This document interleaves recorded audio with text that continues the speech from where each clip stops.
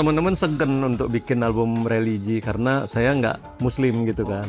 Jadi gimana nih omongan dari mereka. Terus akhirnya saya lupa Arman Pak Thomas waktu itu sudah Andy yang main drumnya nanya ke saya, ini gimana ya kalau gini. Saya bilang jawaban saya sih simple banget waktu itu. Nah, tapi saya sih melakukan puasa di puasa nyebutnya apa ya di Jawa ya, saya pakai tradisi Jawa. Karena saya pikir perlu gitu loh. Kemis, saya lahir Jumat misalnya, Kemis Jumat Sabtunya saya puasa.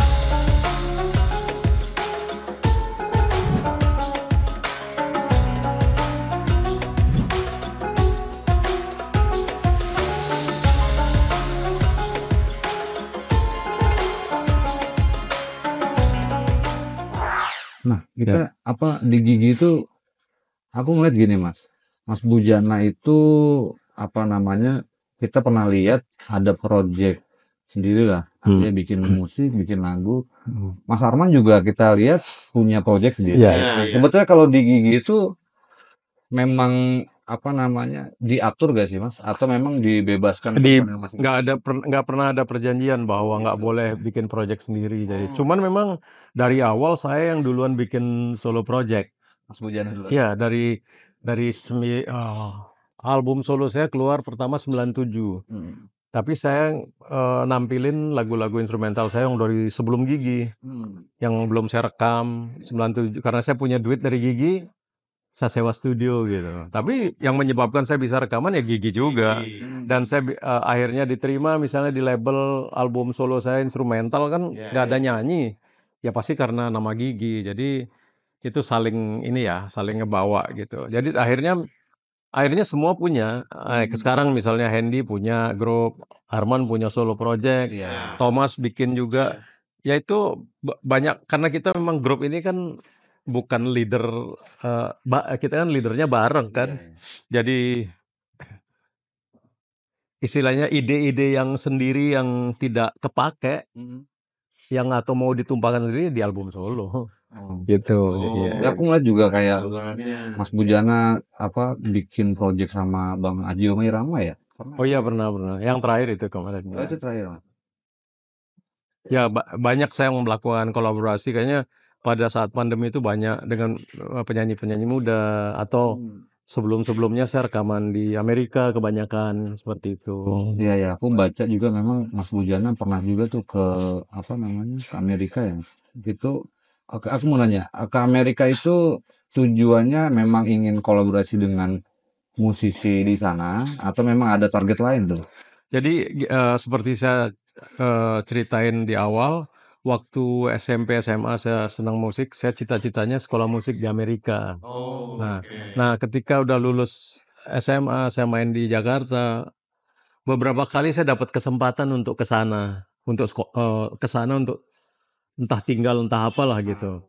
Ada yang modalin mungkin waktu itu ibunya temen ikut aja misalnya, atau saya lagi udah sampai di Amerika main pengen kabur gitu misalnya jadi ilegal. Tapi tidak kesampaian hingga sampai Gigi berdiri pun saya masih pernah punya cita-cita pindah. 2006 itu terakhir saya. Udah di Gigi. Udah Gigi. 2002 saya pernah udah pindah ke Amerika 6 bulan balik lagi. Terus 2006 saya udah punya anak satu, saya masih pingin pindah gitu, pingin sekolah gitu.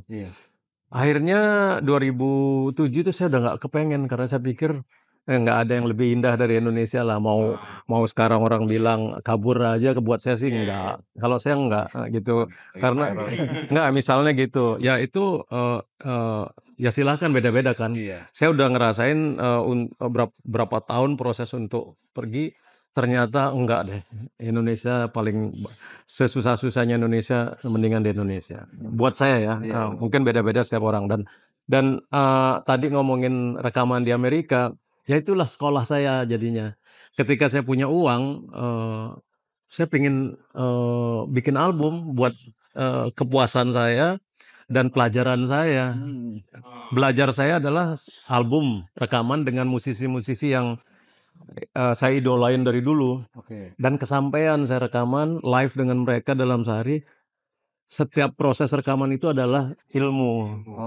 Itu mahal banget saya bisa rekaman karena saya nggak minta tolong siapa, saya kontak sendiri dan itu mahal banget. Nah itu maksudnya tadi saya bilang saya bahagia banget di Indonesia hidup.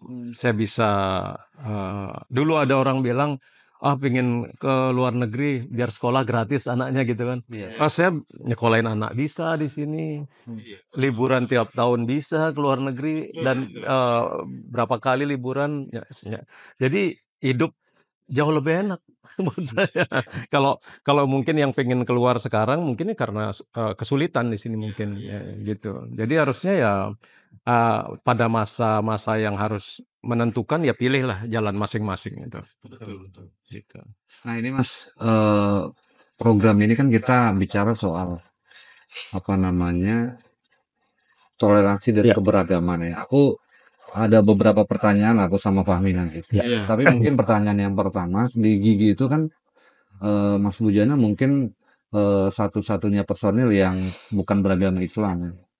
Boleh gak diceritakan mungkin Mas Bujana punya pengalaman dari sisi-sisi spiritual atau kemudian melihat aktivitas di Gigi yang kayak Kang Arman dan lain-lain itu apa namanya mereka beragama Islam melakukan Ya. aktivitas sebagai seorang Muslim, apakah ada apa namanya pergesekan kah atau ada diskusi yang kemudian berkaitan dengan keyakinan masing-masing? Ya. Boleh gak Mas Ya. ceritain dulu? Menarik banget ya pengalaman yang saya jalanin ya mungkin kalau boleh saya share nggak pernah ada gesekan sama sekali sih kebetulan dan waktu tahun 2004 ya atau 2003 teman-teman mau bikin album religi ya yang Raihlah Kemenangan pertama itu masih di Sony Music. Teman-teman segan untuk bikin album religi karena saya nggak Muslim gitu kan. Jadi gimana nih omongan dari mereka terus akhirnya saya lupa Arman Pak Thomas waktu itu sudah Andy yang main drumnya nanya ke saya ini gimana ya kalau gini. Saya bilang jawaban saya sih simple banget waktu itu. Waktu kita bikin band kan nggak ngeliatin KTP kita ya jadi melihat latar belakang dan nggak mikir agamanya apa. Bisa aja mungkin nggak beragama saya misalnya gitu kan. Yang penting perbuatan aja kita bisa saling saling seneng, saling bikin lagu, bisa nyambung dan tidak nyusahin orang gitu. Saya bilang ayo aja. Kebetulan juga ya waktu saya cerita tadi mungkin waktu SD di Bali, saya liburan ke Surabaya. Di Bali kan belum ada TV tahun segitu. Saya nonton TV yang saya tonton lagu-lagu Bimbo, Kus Plus, tapi Kus Plus yang kasidah. Jadi dan tahun segitu ya agak beda dengan sekarang ya. Tapi saya nggak tahu kenapa. Tahun segitu Kus Plus bikin album kasidah dan Kus Plus bikin album Christmas juga gitu. Nah gitu. Jadi buat saya waktu itu saya dengerin lagu-lagu Bimbo yang akhirnya di rearrange oleh Gigi. Jadi menyenangkan banget. Mungkin ada beberapa lagu yang saya nggak tahu, termasuk Perdamaian saya nggak tahu. Jadi yang tahu Thomas waktu itu bahwa katanya di Jawa Barat lagu ini terkenal gini-gini. Makanya saya ada untungnya saya nggak tahu. Jadi saya main gitar sesuka saya dengan tanpa referensi aslinya. Jadi pas setelah jadi kan beda banget. Kalau didengar sekarang, terus akhirnya ada Nasi Daria yang asli mainin, beda banget ya. Chordnya mungkin saya salah sebetulnya, kayak perdamaian, banyak ya, bagian situ saya kan pindah ke D mayor itu, aslinya D minor. Jadi kalau saya dengerin pasti saya kepengaruh Nasi Daria, karena saya nggak denger, jadi itu jadi jadi gini gitu. Ya, tapi teman-teman Gigi waktu itu nggak memasalahkan harmoni, jadi ya nyanyi aja. Itu yang terjadi. Jadi itu bagian toleran juga mungkin. Teman-teman juga begitu juga lagu-lagu yang lain kayak ada anak berdua kayak ngambil riffnya. Mungkin beberapa orang mikir ini terlalu keras atau apa, tapi ya itulah jadinya. Dan akhirnya pengalaman-pengalaman lain yang saya dapatkan ya selama justru di album religi dan di tur Ramadan itu yang saya banyak melihat banyak pengalaman yang saya dapat. Misalnya di situ saya lihat teman-teman Thomas dulu tuh nggak pernah puasa, setahu saya gitu loh. Kalau Arman dari dulu memang stabil, tapi waktu tur Ramadan itu Thomas puasa. Wah, saya melihat ini ya contoh yang bagus ya. Memberi contoh, nggak mungkin dong kita manggung ngabuburit di bulan puasa terus kitanya nggak puasa minum di panggung, ya ini ya nggak pas lah. Buat saya juga, saya tidak pernah makan di depan teman-teman puasa, itu yang saya jaga. Kalau saya memang nggak puasa, ya saya bahkan waktu di pesantren Suryalaya kan sempat di sana main karena sehari 2 kali pagi dimasakin khusus saya di kamar tuh antri ini makan sama yang di Surabaya. Saya nggak mau, nggak enak lah gitu loh. Mereka sampai begitu, mereka sangat toleran ke saya, tapi sayanya juga nggak enak. Itu jadi toleransinya sangat tinggi di pesantren gitu. Banyak hal yang ini saya lihat. Pernah suatu waktu juga saya manggung, turun panggung, saya dikasih makan sama ibu-ibu. Kasih makan, yang lain nggak dikasih, padahal mau buka puasa. Dikasih satu cuman ke saya. Ya nggak tahu ya, seperti itu. Ya hal lain banyak lagi yang menarik. Ya saya sih nggak pernah minta dan nggak pernah berharap juga. Ketika manggung gitu di ribuan di alun-alun, Arman juga memberi penghormatan ke saya, maksudnya salah satu yang non Muslim di sini. Ya aplaus orang itu membuat saya, wah, padahal saya nggak perlu juga disebutin, karena buat saya sih, kalau menurut saya agama buat saya kan ya dalam hati aja gitu. Ya nggak perlu publish. Cuman itu yang terjadi. Ya saya appreciate ya, maksudnya teman-teman seperti itu. Itu berjalan sampai tiap waktu terus begitu. Ya. Sama ini Mas, ngomongin musik ya, itu kan sebenarnya gini Mas. Tapi memang liriknya itulah yang nyangkutnya Hanif pada lirik. Apakah ini religius, dan sebagainya. Nah kalau gini musik lagu-lagu religi gini itu kan liriknya kuat-kuat banget. Misalkan amnesia itu pagi beriman, siang lupa lagi. Sore beriman, malam udah amnesia. Itu kuat sebetulnya. Itu gambaran hamba yang mana imannya itu kadang naik dan kadang turun. Terus belum lagi ada juga tuh lagu akhirnya itu sorga ini. Nah, saya mau nanya begini Mas, ini dalam pembentukan proyek lagu album ya, sebetulnya ya udah alami aja, udah nature aja gitu, atau kita harus gini, liriknya harus ini, bagaimana? Ada cerita di balik. Iya, kebetulan kalau lirik terutama di album Ramadan saya nggak terlibat sama sekali ya, karena saya ya takut salah juga. Tapi kan pada dasarnya lirik yang ditampilkan juga nggak semuanya ayat-ayat ya. Ya cuman universal sih sebetulnya. Kayak lagu Amnesia itu kan itu lagu full Arman yang bikin. Genit ya kata-katanya, unik gitu dan menarik banget ya. Ya kita cuman garap aransemennya lebih riffnya lebih kenceng aja lagu itu gitu. Tapi saya juga bikin lagu di Gigi untuk lagu Ramadan, ada beberapa saya bikin kayak Cintailah mereka yang sempat untuk bantu yatim piatu, hasilnya kita sumbangkan. Lagu itu saya yang bikin, tapi liriknya Arman. Terus lagu Dosa Ini, itu lagu saya, liriknya Arman. Tapi liriknya Arman semua gitu.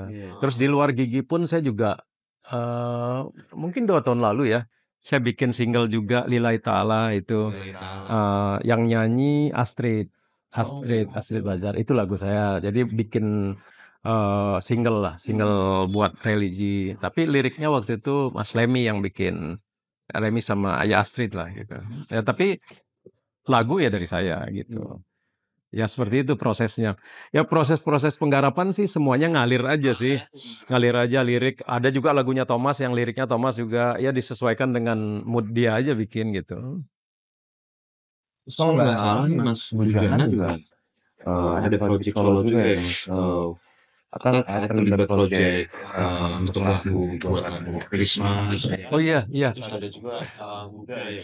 Iya, jadi saya pernah bikin album Hindu tahun 97 pertama. Terus 2004 itu kan Gigi Raila Kemenangan. Terus album Pintu Sorga, album banyak kan Gigi. Nah, tahun 2013 atau 2014 saya ditawarin ada salah satu label untuk bikin Christmas, mau nggak gitu. Tapi jadi solo album Christmas saya. Saya pikir, wah teman-teman gitaris yang Christian belum bikin gitu. Saya bikin aja lah gitu. Dalam hati saya kan nggak ada larangan ya. Dan akhirnya saya bikin menampilkan Glenn nyanyi, Margie Sagers, siapa lagi ya? Ada beberapa musisinya banyak juga. Ada Barry Likumahua. Tapi album saya itu Christmas gitu. Ya akhirnya jadi seperti apalagi yang saya belum bikin gitu. Akhirnya saya bikin Buddha. Album Buddha dengan Ime Oi, komposer dari Malaysia. In Meta nama albumnya. Jadi ya cukup lengkap saya punya. Mungkin kalau dianggap prestasi yang paling beda mungkin itu. Karena nggak semua melakukan. Ya kan ya mungkin nggak kepikir atau mungkin nggak tahu gimana. Ya saya nggak ada beban, artinya saya cuma mikir bikin musik gitu aja. Bikin musik dan kebetulan lagu Christmas ya itu sama waktu kecil saya udah denger lagu Gloria lagu Malam Kudus itu udah sehari-hari denger. Lagu Kasidah denger juga. Jadi bikin aja. Kalau sekarang ada misalnya tawaran tiba-tiba lagu Konghucu, kalau ada lagunya saya bikin atau lagu apa aja gitu. Lengkap lah ya. Ya. Waktu Buddha juga menarik juga kerja sama Ime Oi ya. Buat saya pengalaman yang beda lagi karena Ime Oi itu kan benar-benar komposer Buddhis yang sangat terkenal di Asia tuh.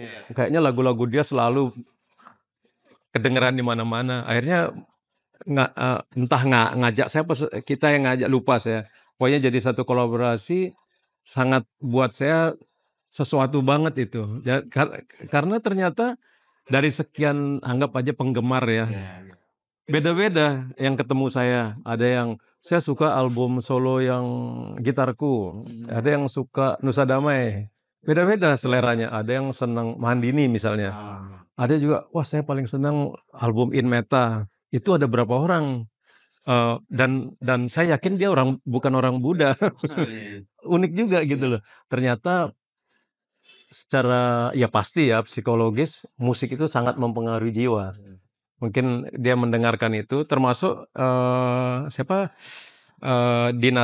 Nia Dinata seneng album In Meta itu sampai dipakai di filmnya yang Muara Jambi itu. Salah satu. Ya mungkin gitu. Ada juga orang yang denger gitar saya gitu, saya paling seneng album Raila Kemenangan karena dianggap paling beda, kenceng gitu dibandingkan Digi. Itu bagian hal-hal yang itu namanya selera ya. Selera nggak ada yang sama manusia. Semua Iya, karyanya Mas Bujana ini menemukan ya sasarannya lain-lain. gitu. Yang jelas semua karyanya itu ya betul-betul dinikmati lah Mas. Mas Bujana juga aku baca dan riset-riset itu pernah tampil di beberapa kegiatan-kegiatan di NU ya. Kayaknya waktu yang Oh iya, yang satu abad NU. Ya, sama Topati. Ya sempat terus habis itu di Jakarta main juga di acara di mana ya, di Kemayoran itu. Ya. Kalau yang di Sidoarjo itu ada orang rame itu. Wah itu lewat aja nggak bisa ya. Cuman waktu itu ya saya diminta Mas Dani ya tampil dengan Topati karena kebetulan Demsongnya Topati yang bikin ya orkestranya. Main ya cuman memang hujannya ya nggak bisa. Ya alam nggak bisa dilawan itu bener. Jadi maksain main semuanya nggak tampil kalau nggak salah ya. Om Irama nggak kayaknya. Om Irama nggak jadi tampil. Slang jadi nggak ya? Slang itu seingatku Jadi ya. tapi nggak lama. Jadi tapi karena hujan ya, itu pun waktu kita yang Janapati, kita pakai nama Janapati, saya yang minta main karena pengen cepat balik ke hotel. Dia bilang kan, ini gerimis, main aja nggak apa-apa gitu. Selesai kan, pas main bener-bener kasih hujan-hujanan itu. Mainin sholawat kan waktu itu. Kita mainin sholawat, saya sama Topati taunya yang mana penontonnya nyanyinya sholawatnya beda. Seru juga sih. Pengalaman banget ya. Iya, Pengalaman bersama. iya. Aku mau tanya ini, Mas. Di Islam itu, terutama di Ramadan, itu kan kita yang Muslim itu wajib puasa Ramadan ya, Mas. Kalau di Hindu itu ada gak apa namanya ibadah seperti di Muslim itu puasa gitu? Ada di hari baru beberapa hari lalu, beberapa minggu lalu lah. Nah, ada namanya Siwaratri. Siwaratri itu pergantian tahun. Itu puasa full 24 jam kalau nggak salah ya. Oh, Iya, 24 jam. ya, itu harusnya wajib juga.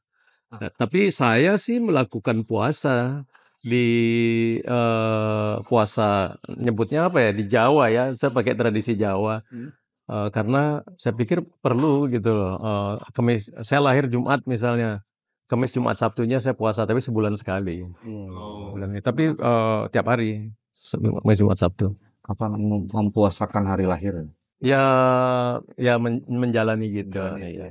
Ya tapi kan puasa juga penting ya. Betul. Sebetulnya bukan soal nggak makan atau nggak minumnya, lebih ke nafsu ya. Sama nafsu. ya lebih adem lah. Sekarang lagi banyak demo, kalau puasa mungkin adem. Mungkin.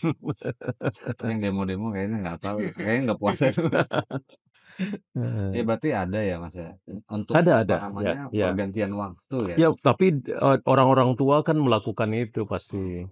Cuman memang tidak disebut bulan puasa, tidak. Iya. Mungkin dia malah berapa bulan nggak makan gitu kan banyak. Kalau dalam satu tradisi lain ya, kan Jawa, Bali hampir sama. Melakukan itu juga pasti. Seharusnya wajib juga dilakukan Mas. Kalau menurut saya penting juga. Saya udah saya melakukan juga banyak hal yang ya lebih ya udahlah gitu. Ada gitunya lah kita. Misalnya mau ini ya udahlah gitu. Lebih santai dikit. Di Islam juga kan diwajibkan, tapi ya ada aja yang kemudian ya dikit-dikit melanggar gitu. Tapi kalau menurut saya sih puasa ya, saya ngalamin bulan puasa kan udah bertahun-tahun ini. Cuman puasa jadi malamnya pada makannya banyak-banyak itu. Ya semakin kesini ya, karena dijadiin ini kan, dijadiin apa ya, lifestyle. Ketika malam itu resto-resto buka jadi ini. Wah, ya, terus makannya juga yang ada. Sebetulnya kan puasa itu sangat bagus buat apa ya? Buat diet lah ya. Diet apa semuanya lambung itu kan kalau distabilin pasti aman gitu kan, daripada kebanyakan juga kan. Ketika buka digeber Semuanya yang ada pas habis lebaran check up. Nah itu maksudnya. Apalagi yang salah kan makannya santan semua lagi kan. Santan kan bahaya banget di kelapa dipanasin. Ya, tapi kan tradisi. Bingung. Ya, seharusnya kan puasa itu apa namanya memfilter lah sesuatu yang masuk ke tubuh gitu kan. Kemudian juga kalau di Islam disarankan itu ketika berbuka itu dengan kurma. Artinya aku melihat bukan karena kurmanya, tapi kandungannya gitu kan. Dia mungkin baik, gitu kan bagus. Tapi ya yang tadi Mas Bujana bilang gitu, mungkin juga aji mumpung ya pagi ke sore nggak makan. Ya atau ini resto-restonya bikin program kan, bikin paket ini gini. Paginya nggak nyari duit kan malam. Bahkan tempat ngopi di mana-mana kan pagi. Kayaknya nggak ada ngopi sore itu jarang. Sore masih ada. Habis maghrib ngopi jarang deh. Itu kopi tempat ngopi bukanya sore. Jadi gimana ngopi? Ya, sahur. Ya tapi mungkin kalau buat berkegiatan ya bagus. Ya buat ini ya nambah tenaga. Aku tuh tadi mau tanya ini Mas, pas Mas Bujana tinggal di Jakarta itu mungkin di tahun itu ya sekeliling Mas Bujana tuh rumah-rumah di sekitar mungkin banyak orang muslimnya. Tapi ketika Mas Bujana cerita pernah tinggal di Surabaya, saya kira juga Mas Bujana Ya, mengalami apa namanya pengalaman yang sama mungkin. sama lah sama. Tapi di Jakarta memang lebih lebih banyak ya akhirnya ya. Karena saya kan di Surabayanya ya zamannya beda dulu sama sekarang ya. Oke. Ya sorry maksudnya zaman yang saya rasakan banget 20 tahun terakhir ini kan Indonesia agak berbeda ya. Agak berbeda dalam hal keyakinan, terus toleransi agak kalau dibilang ada yang intoleran ya ya ada sekarang kan Iya, gitu. Harus diakuin ada gitu loh. Heeh. Kalau waktu saya di kecil sampai SMA itu kayaknya nggak pernah ada deh gitu-gitu. Nggak pernah denger yang gitu. Nggak pernah denger saya dan misalnya eh agama lu apa gitu, nggak pernah ada loh. Ya sangat sangat apa ya? Ya saya nggak tahu ya. Saya merasakan itu. Jadi cuman pengalaman pribadi. Sekarang itu ngeributin mungkin ada sosmed ya. Sedikit aja orang kesentil ribut. Kesentil ke sini ribut, Mudah kesini tersulut loh. kesulitnya aduh ini banget dan bukan mungkin bukan beda agama sesama agama juga ribut gitu loh. Saya bingung. Iya, pemberitaan mungkin membuat jadi panas. Iya. Ini menarik Mas, apa? Kalau di Islam Ya. jadi kan memang ada beberapa kelompok juga. Kalau sudut pandang soal musik lah contoh. Misalnya ada beberapa kelompok gitu.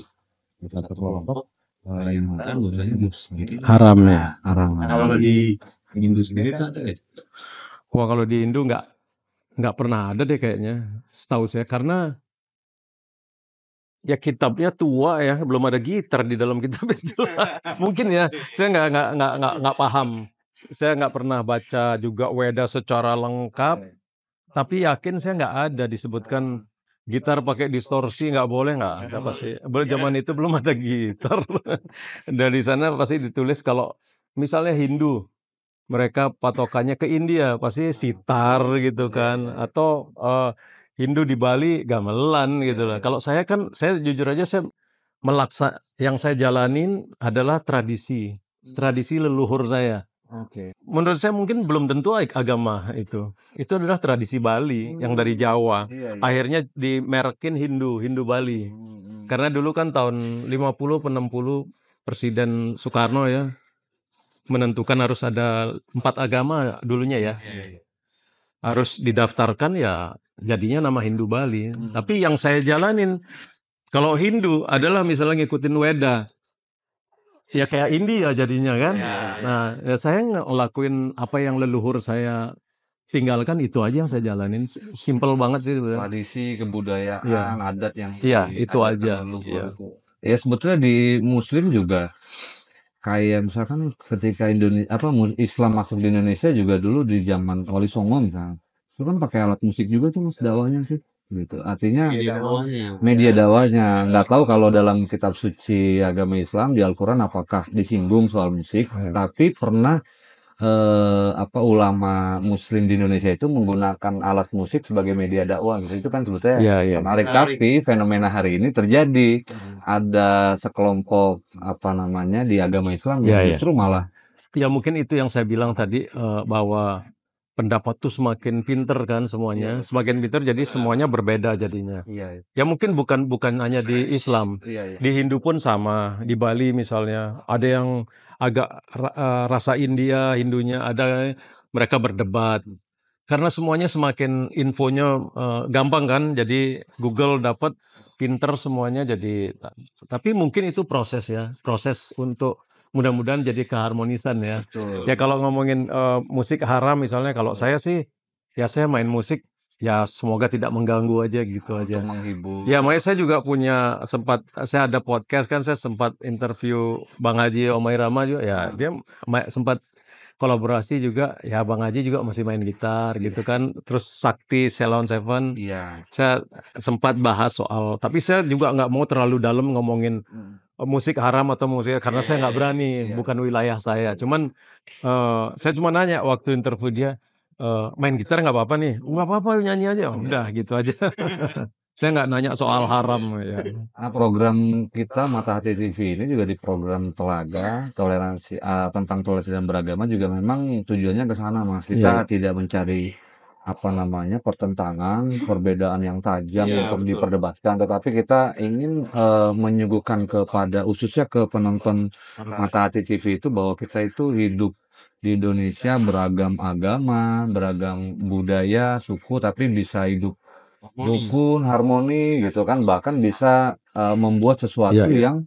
yang bisa disuguhkan ke masyarakat Iya, itu betul. untuk menghibur masyarakat ya, seperti yang mungkin Mas Bujana lakukan dengan band Gigi gitu kan, karya-karyanya dinikmati betul lah sama masyarakat Indonesia. Tapi bicara soal musik lagi nih Mas ya, ini juga rame tentang hak cipta nih, ini lagi rame Oh, nih. iya. Kadang aku lihat di media sosial gitu kan mulai bunyi lagi tuh Iya, hak iya, cipta. mulai ya rame balik lagi itu semuanya semakin pinter ya mungkin. Ya bagus sih, semakin baik ya semuanya. Untuk hal baik sih menurut saya semuanya. Iya. Berbeda sih memang pendapatnya pastinya kan dari sisi pencipta. Misalnya menyalahkan penyanyi yang membawakan atau penyanyi dan ada juga pencipta yang menyanyi beda lagi atau penyanyi ya mungkin gini, mungkin satu hal. Kami musisi ini terlalu lama menderita mungkin menderita haknya itu nggak ada mungkin itu penyebabnya dan terlalu banyak yang tidak mendapat haknya otomatis ketika saat ini meledak gitu mungkin sekarang meledak tapi ya harusnya menurut saya nggak usah ribut di sosmed itu bahaya jadi kita jadi misalnya sisi ini nyalain si ini nyalain si ini. Jadinya orang lain melihatnya ini seniman kok berantem sih gitu loh. Padahal menurut saya sekarang ada Dani, Once, Meli di komisi berapa, ngobrol aja ngobrol baik-baik, panggil yang lain, harusnya bisa. Tapi pasti bisa nanti juga bisa. Ya cuman mungkin kan yang ini berpendapat gini, ini berpendapat gini ya biasalah gitu. Semoga sih segera ketemu jalannya gitu. Ya itu tadi yang disebut Mas Bujana tuh Mas Dani dan yang lainnya musisi-musisi yang hari ini Betul. di parlemen lah itu Iya, iya, iya.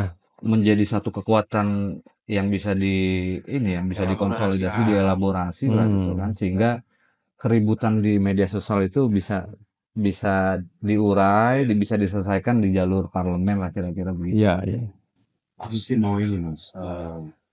Makanya juga sebenarnya pandangan atau sudut pandang dari Mas Bujana.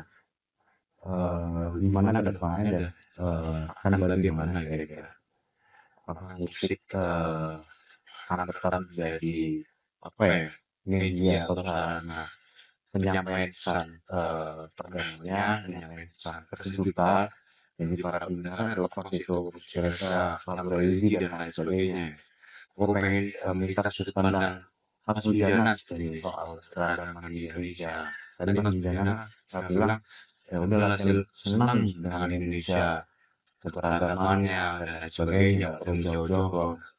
Nah aku pengen sudut pandang Bujana nih soal toleransi, soal keberagaman, kehidupan yang harmoni gitu. Iya, lewat musik sebetulnya kita udah memberi contoh ya. Ya kecuali yang tadi beda pendapat soal hak cipta itu ya. Lewat musik dalam lagu kita kan bisa mengumpulkan banyak melodi untuk jadi harmoni. Makanya di musik kan dikenal ada melodi, ada dikenal dengan harmoni, ada chord ya. Nah chord itulah yang menggabungkan banyak nada jadi kesatuan. Anggap aja seperti itu ya. Walaupun mungkin beda ya. Maksudnya keyakinan ini kalau atau apa namanya interpretasi setiap orang beda-beda tentang ayat misalnya gitu. Tapi kalau bisa memikirkan ininya frame-nya itu adalah keharmonisan pasti bagus dan apalagi Indonesia ini kan memang berat. Wajar memang siapapun yang memimpin Indonesia ini nggak gampang karena suku besar ya. Banyak. Sukunya banyak banget dan semua suku juga kepengen punya pemimpin pasti kan. Dan dalam satu suku aja nggak sama, iya kan? Ada kelompok-kelompok. Iya ada kelompok-kelompok. Nah, pulaunya banyak. Di Jawa aja misalnya Jawa Barat aja agak ke sana dikit beda bahasanya. Iya. Jawa Tengah agak ke sini dikit, ke selatan Cilacap dikit udah beda lagi. Di Bali pun gitu. Jadi nggak tahu berapa bahasa kita punya. Makanya hebat dulu yang bisa menyatukan dulu ya, yang apa namanya, yang proklamator kita bisa menyatukan kita ini luar biasa menyatukan. Tapi memang memeliharanya lebih berat karena Iya. semakin populasinya gede, semakin semuanya punya ego, semakin ya itu semakin pinter karena udah ada Google semua dikit-dikit kan tahu.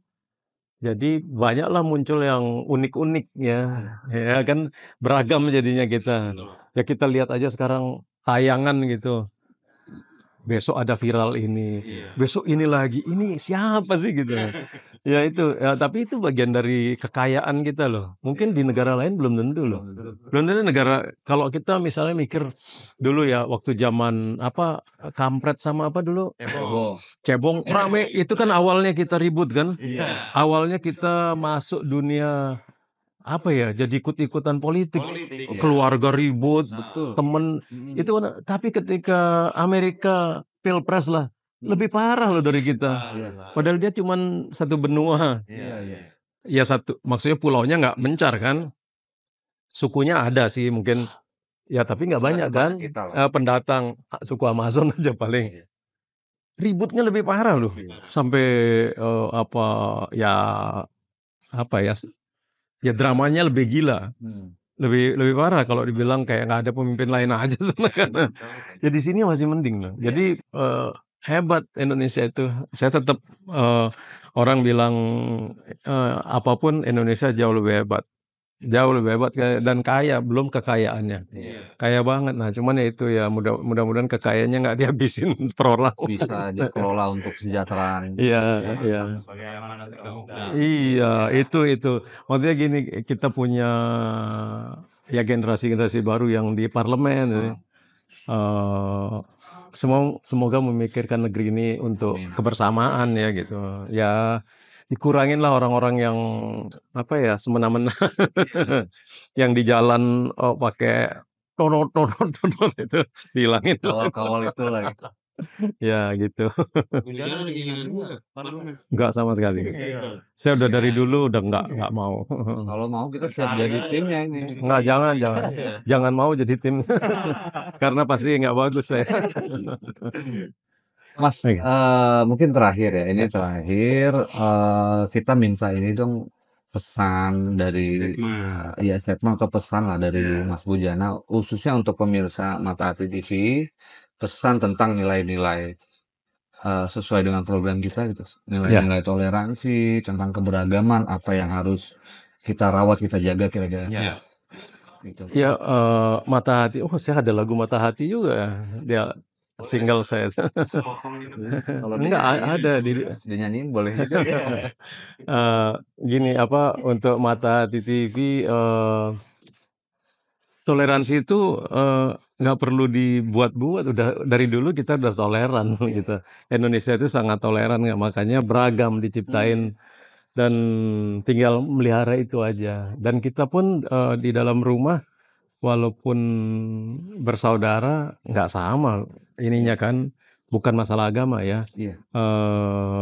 Sifat ininya, Karakter. iya itu kan diajarin orang tua kita untuk toleran ya. Sebetulnya dari rumah kita udah diajarkan untuk hal itu dari orang tua ya.